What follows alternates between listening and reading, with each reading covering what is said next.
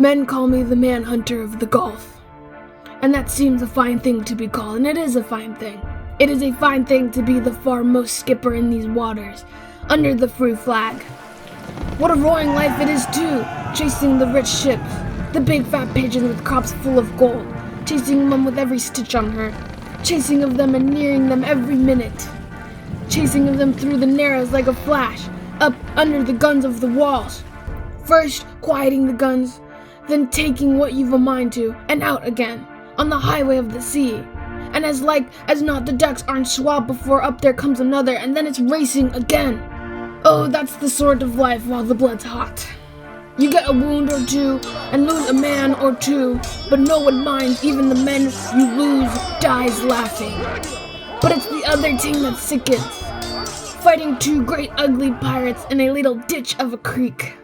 On the top of the sea we can outsail them and out-seamanship them too. But bad sailing's their best halt among the islands. They fall across you and lie on you like a dead horse, and all the time you're fighting them, you know it's a one-sided game. If they ever take us, we know what it'll be. I ship no sick-hearted ones aboard the Pearl. They're all stiff upper-lip men here. They don't mind dying, but they don't want to die of the long neck. And if we take them, what is it worth? A hogshead or two of washy rum and the little gold watch that the midshipman's mother gave him? But it's generally like it was this morning. They come slopping alongside of you at the break of the day as you lie, and then it's up anchor and fight, and run, until with everything aloft a wreck, you bump over the sand and leave them. And it is a poor consolation to know that they're stuck fast behind you. When you come to take tally of the living, 15 men left out of 40, that was my daring crew. 'Tis a horrid trade.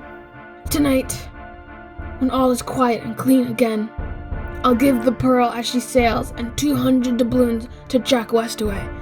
And tomorrow the crew shall take him as their skipper.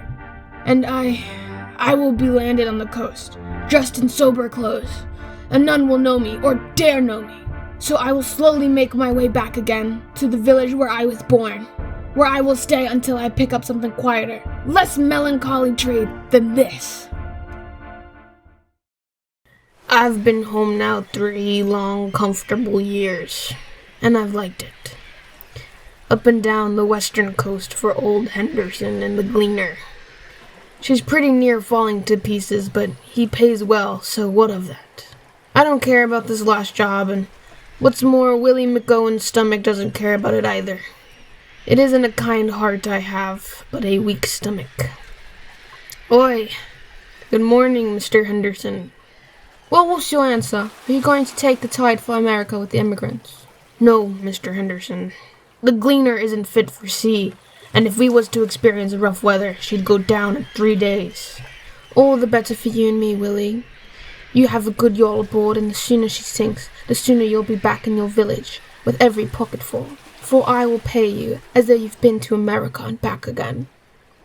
And it'll pay me all right, my boy, for she is fully insured, and all the immigrants have paid the passage money. Come, lad, you'll soon be back again. No, I don't go. You're afraid.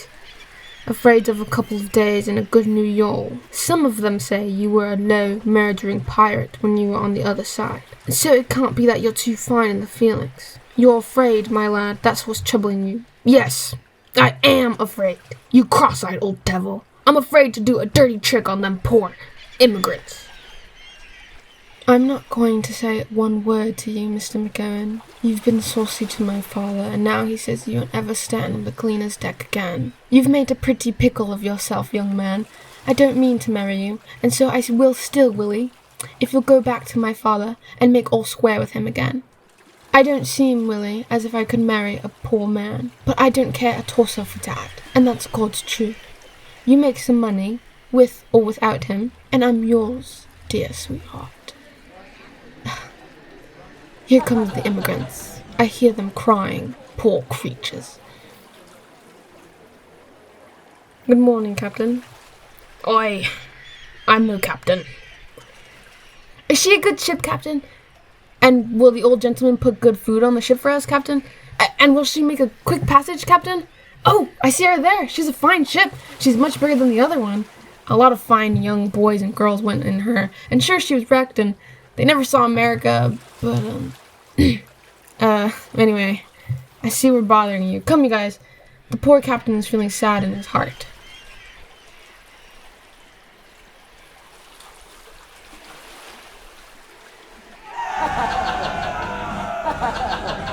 Oi! Come on board with us, Captain. Never mind old Henderson. He's offended with you. The Gleaner is an old rotten schooner, 'tis true. But what of that? All the sooner back, old Henderson says. 4 months' pay for 4 weeks' work, Captain. Ugh, well, goodbye, Captain. Sit there on your old iron mushroom till the seaweed grows on you. Good morrow, Captain. Are you for the ocean today? Oh, I don't know. Let me give you a song, Captain.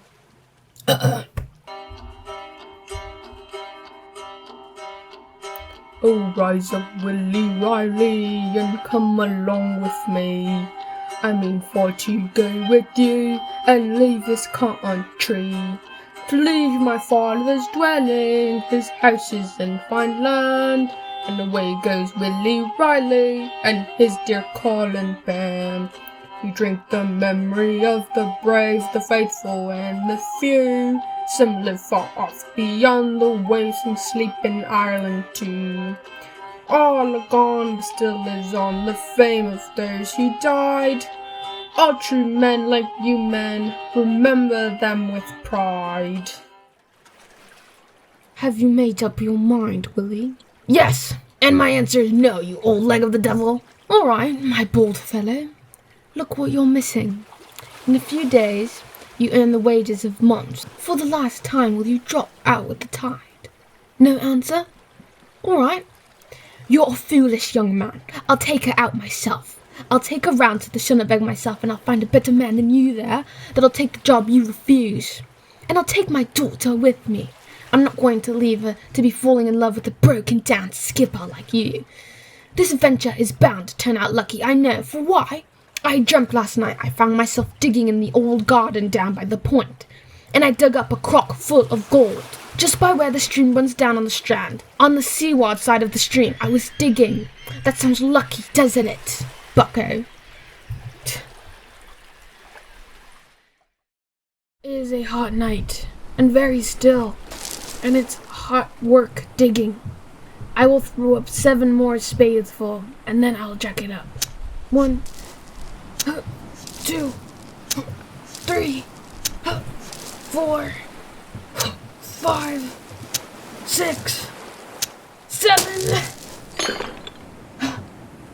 What is that? That rings so hard. It is the crock. The cover comes away in my hand. Oh, sweetheart, it is the crock of gold. Oh, Captain, listen. We're back again. We'll never sail the Gleaner again, no more. He was crossing the bar at Shunnabeg. The old man was steering, and he kept her too close to the rocks. And she touched. There was a sea running on the bar, and it broke on her. She was heavy as lead. It struck her again, and the old hen coop couldn't stand it. She stove. She was going down. We got the yawl clear. At first some of us was for saving ourselves, but the women cried, so we had to take 'em. And the rest of the immigrants hung to the gallows. We was all saved, all except... Oh, I must tell you, old Henderson was the first man out of the yawl when she touched the shore. And he slipped on the seaweed and cracked his old brain on the rocks. Is Miss Jessie safe? Oh, when we struck, she was on the deck beside me. One screech she let out of her, and leapt into the sea. We never saw her again.